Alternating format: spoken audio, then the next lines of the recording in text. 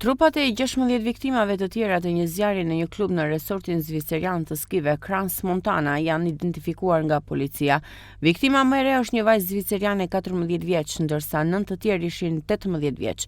Grupi përfshin persona me kombësi zviceriane, italiane, rumune, turke dhe franceze, tha policia. Kjo që numrin e personave të identifikuar që janë vrarë si pasojë e zjarrit në 24, thanë autoritetet në një deklarat. 8 shteta zvicerian u identifikuan 2 ditë më parë.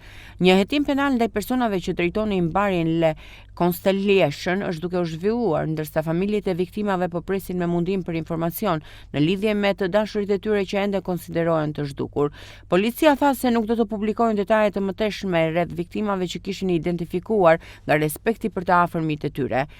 Një hetim paraprak zbuloi se fishekzjarret e shisheve shumë afër tavanit janë shkaku i mundshëm i zjarrit gjatë festimeve të vitit të ri në këtë bar. Zjarri shkatrua zëvrau të paktën 40 persona dhe plagosi 119 të tjerë.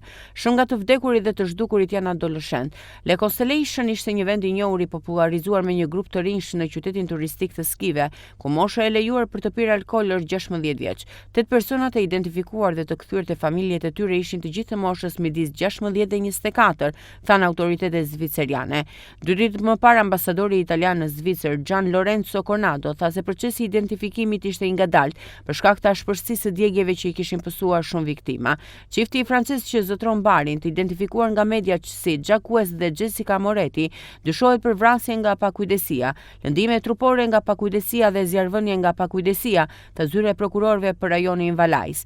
Thanë në një deklaratë se hetuesit po shqyrtonin nëse shkuma akustike në tavanin e vendit ishte shkaku i problemit, si dhe nëse në përputhje me rregulloret.